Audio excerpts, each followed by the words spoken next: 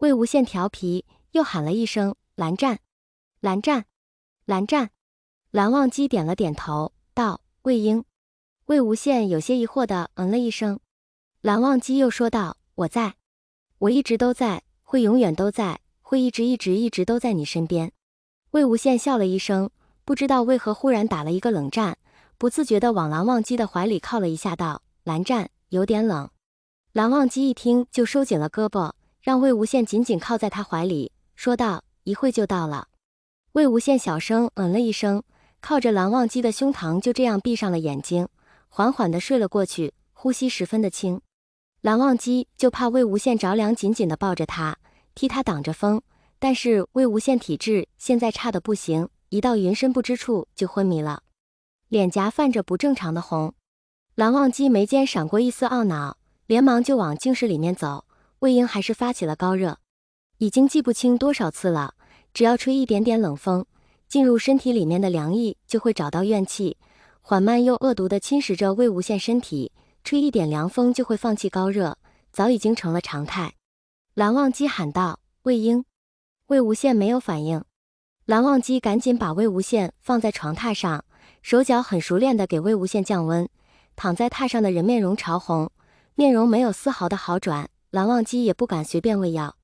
魏无羡现在就好像处在冰火两重天一样，身体里面的怨气横冲直撞，他现在压制不在，浑身疼得发抖，但是高热又让他好像在火炉一般，一时冷一时热。他好像又梦到了他失去金丹的时候，那个时候温情问他后悔吗？魏无羡坚定地说不。温情又问哪怕刨丹失败？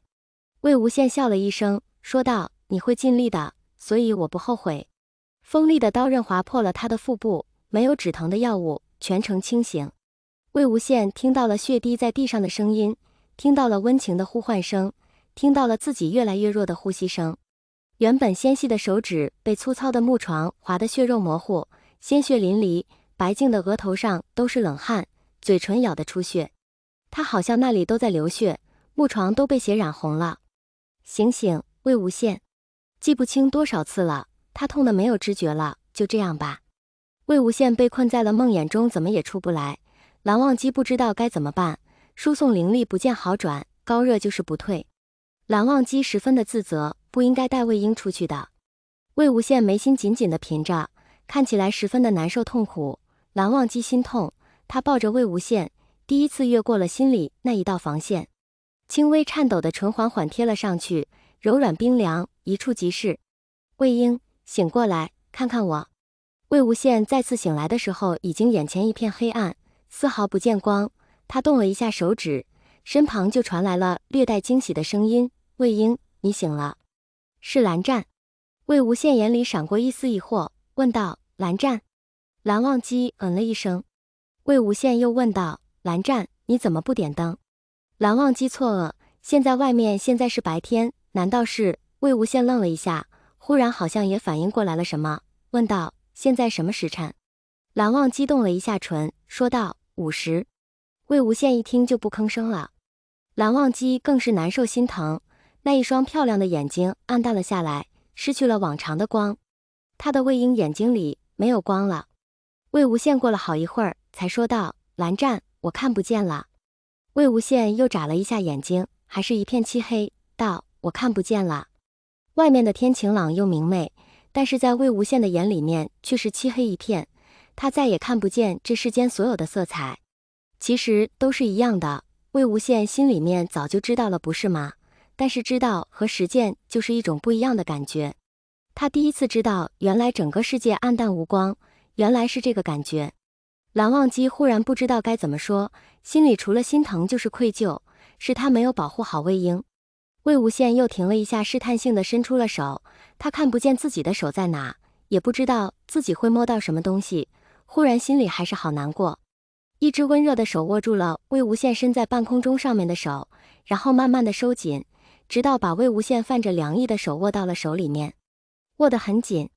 魏无羡微微一愣，随即嘴角勉强的勾出一抹笑，说道：蓝湛，你这是在告诉我你在什么地方吗？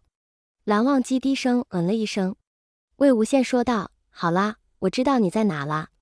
说着自己的手也回握住蓝忘机的手，这样蓝忘机有一些惊喜，似乎日子好像没有什么不同，除了眼睛看不见之外，倒也没什么了。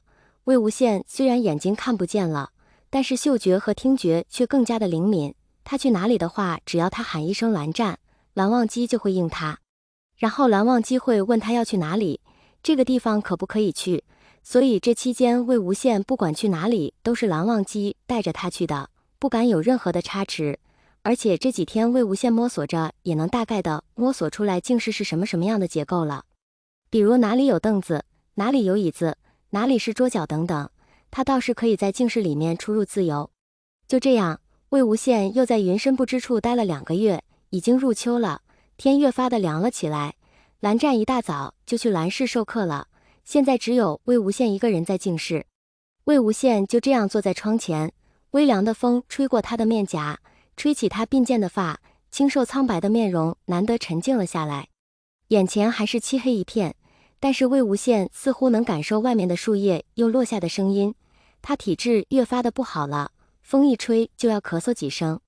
他在云深不知处的时间也不短了，在这期间，蓝湛对他是如何的照料和照顾，魏无羡心里不是不清楚，他不知道蓝湛对他到底是朋友之间的感情，还是掺杂了一些别的情感，但是不管是哪一种，都让魏无羡觉得很惶恐。他没有多长时间了，如果蓝湛对他没有这么好的话，就是处于朋友之间的那种好，那魏无羡也许心里面压力没有这么大，但是他心里感觉不像。魏无羡不是傻子，他能清楚地感受到蓝湛对他是怎么样的。如果真的是他想的那样的话，那魏无羡是没有办法回应这一份情感的，这对蓝湛不公平。想了半天也没有想出一个所以然来，但是魏无羡又被这微凉的风吹得咳嗽起来，耳边很安静，但是咳着咳着魏无羡就发现了一个问题，他好像听不见自己的咳嗽声了。这时一件外袍披在了他的身上，蓝忘机的声音有一点生气，魏婴，不可在窗台吹冷风。但是魏无羡丝毫没有任何反应，好像是没有听见他说话一样。蓝忘机还真的以为魏无羡没有听见，又耐心地说了一句，魏婴，不可在窗台吹冷风，会着凉的。还是没有反应。这个时候蓝忘机好像意识到了什么，魏无羡抓住了衣袍，喊了一声，蓝湛。蓝忘机了一声，魏无羡听不到自己的声音，他也听不到蓝湛在他耳边说了什么。他失去了听觉，他在失去视觉之后又失去了听觉。